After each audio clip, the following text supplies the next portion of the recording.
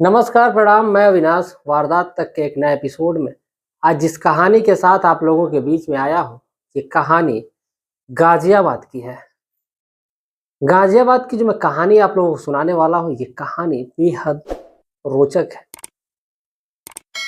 इस कहानी को सुनने के बाद वाकई आप दांतों तले उंगली दबा लेंगे। वाकई ये कहानी हैरान कर देने वाली है, परेशान कर देने वाली है।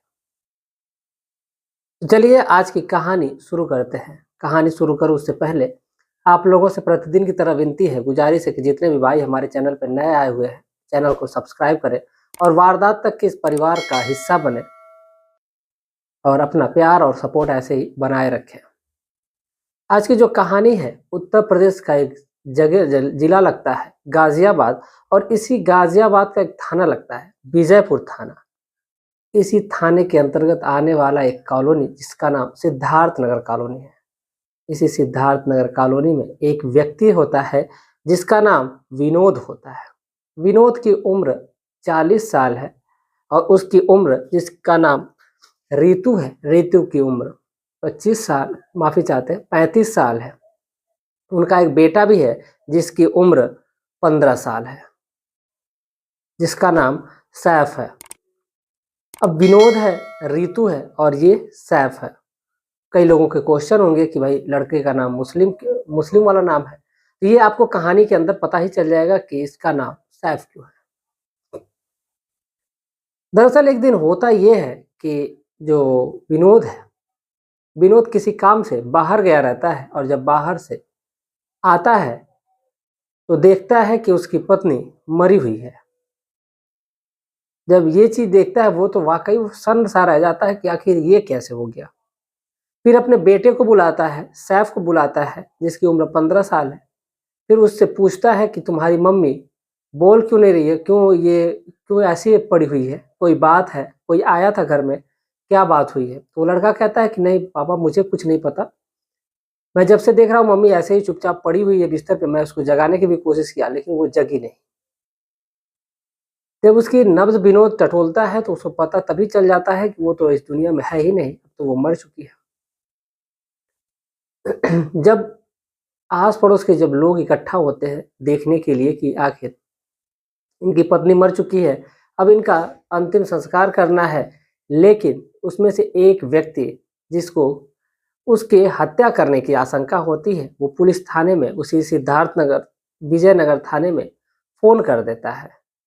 जब वहां से पुलिस आती है तो जो विनोद है वो देख करके परेशान हो जाता है कि आखिर पुलिस कैसे आई।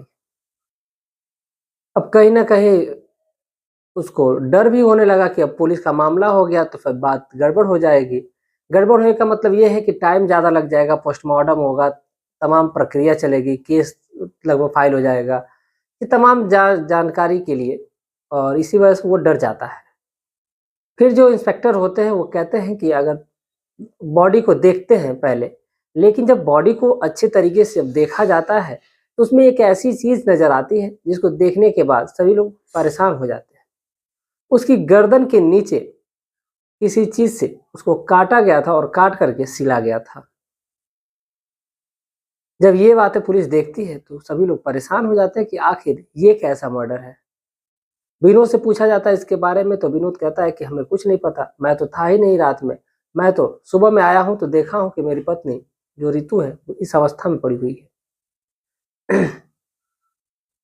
जब ये बातें देखी जाती है तो फिर ये पुलिस है वो बॉडी को अपने कब्जे में लेती है, पोस्टमार्टम के लिए भेजती है, और बाकी जो विनोद है उससे पूछताछ जारी होती है, मोहल्ले में भी जांच जारी होती है कि आखिर ऐसी कोई वजह भी थी जिसकी वजह से रितु की हत्या की गई हो। अब कहीं ना कहीं मामला सीधा सीधा हत्या का दिख रहा था, लेकिन अब ये ऐसी जगह पे किया गया था, इतने शातिर तरीके से किया गया था कि किसी को पता ही नहीं चला। जब पुलिस अपनी जांच कर रही होती है तभी पोस्टमार्टम रिपोर्ट भी आती है, और पोस्टमार्टम रिपोर्ट में ये आता है कि पहले उसका गला दबाया गया और गला दबाने के बाद फिर उसको काटा गया, उसकी नस को गर्दन से, और गर्दन से नस की काट कर उसकी हत्या की गई है। अब सीधा सीधा जो मामला है वो हत्या का हो जाता है। फिर अब इसमें जो लड़का है उससे भी पूछताछ होती है, लेकिन लड़का कोई सटीक जवाब नहीं दे पाता है, इस वजह से वो घर आ जाता है। लेकिन जब विनोद को बुलाया जाता है तो विनोद से जब बारीकी से पूछताछ की जाती है तो विनोद कुछ अजीब चीज जब जब माफी चाहता है, विनोद से जितनी भी बार पूछा जाता है विनोद उतनी ही बार अलग अलग तरीकों से जवाब देता है। अब इस वजह से पुलिस को थोड़ा थोड़ा डाउट होता है विनोद पर, तो पुलिस अपने तरीके से एक जाल बिछाती है और घुमा करके पूछना शुरू करती है। विनोद पुलिस के जाल में फंस जाता है और सारी बातें बताने लगता है और वो ये भी मान लेता है कि उसी ने हत्या की है। अब सवाल ये खड़ा होता है कि जिस पत्नी से वो बहुत ज्यादा प्रेम करता था उसी पत्नी की उसने हत्या क्यों की। जब पुलिस उससे पूछती है तो फिर वो सारी कहानी बताता है। दरअसल विनोद जो है वो बताता है कि वो उसका चौथा पति है। जब ये बात पुलिस सुनती है तो वाकई वो लोग हैरान हो जाते हैं कि जो विनोद है वो चौथा पति है, बाकी के 3 पति और कौन है। तो इससे पहले उसने 3 शादियां और की थी, जिसमें से जब उसने पहली शादी की थी तो उससे जो एक बच्चा हुआ वो था ये सैफ, जिसकी उम्र अभी 15 साल है, वो घर पे अभी है।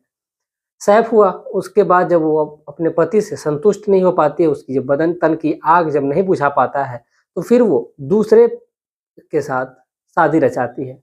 दरअसल जो रीतू है वो हिंदू लड़की है ही नहीं, वो तो रेशमा नाम की एक मुस्लिम लड़की है। और जो रेशमा है, आप लोगों को पता ही है कि जो मुस्लिम भाई होते हैं उनमें भी कई शादियां होती है, ऐसा नहीं कि हिंदू में नहीं होती है, हिंदू में भी होती है, मुस्लिम में भी होती है। तो जो रीतू है वो पहले रेशमा नाम से थी। जो रेशमा अब पहले पति से जब संतुष्ट नहीं हो पाती है तो फिर अपने बेटे को लेकर के फिर वो दूसरी शादी रचाती है। दूसरी शादी रचाने के बाद कुछ समय कुछ वक्त गुजारती है और गुजारने के दौरान वक्त गुजरता रहता है और जो ऋतु है उसके जिस्म की भूख मिट नहीं पाती है, इसलिए वो अलग अलग मर्दों से भी संबंध बनाती है और अपने पति से भी बनाती है। लेकिन जब वो संतुष्ट नहीं हो पाती उसको लगता है कि अब बदनामी होगी, इस वजह से उस पति को भी वो तलाक देती है और फिर तीसरे पति के यहाँ जाती है। तीसरे जब पति के यहाँ पहुंचती है तो फिर उससे भी सेम काम वही होता है कि शादी रचाती है, संबंध बनाती है, पैसे लेती है, उसके बाद फिर अगर उसको जब नहीं पसंद आता है फिर उसको भी छोड़ती है। अब ये 3 पति को छोड़ने के बाद जो चौथा पति मिलता है उसको, वो है विनोद। विनोद के साथ वो रिलेशनशिप में तकरीबन 4 सालों से थी।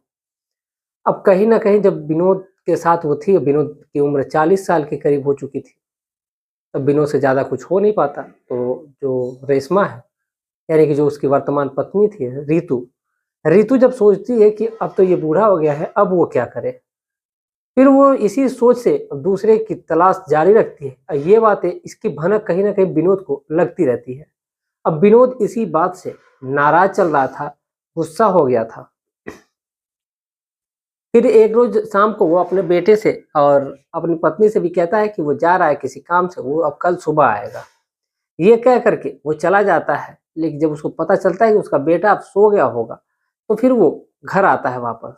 और वापस आने के बाद फिर अपनी पत्नी के साथ यानी कि रीतू के साथ शारीरिक संबंध बनाता है और शारीरिक संबंध बनाने के बाद से फिर रीतू की गला दबा करके हत्या कर देता है। जब उसको ये लगता है कि अभी ये सही से मरी नहीं है, उसके अंदर अभी भी प्राण बचे हुए हैं, तो वो सोचता है कि अगर इसकी गर्दन को काटूंगा तो सबको पता चल जाएगा। इस वजह से वो गर्दन की नस को काटता है, जो पीछे वाली नस होती है उस नस को काटता है। और नस से काटने के बाद जब ढेर सारा जब खून उसके शरीर से जब एकदम निकल जाता है, यानी कि जो बाल्टी में उसके जब नस को काटा रहता है तो उससे ब्लड आ रहा होता है, उसके लिए वो गर्दन को झुका देता है और वहीं पर बाल्टी लगा देता है जिसमें सारा ब्लड इकट्ठा होता है।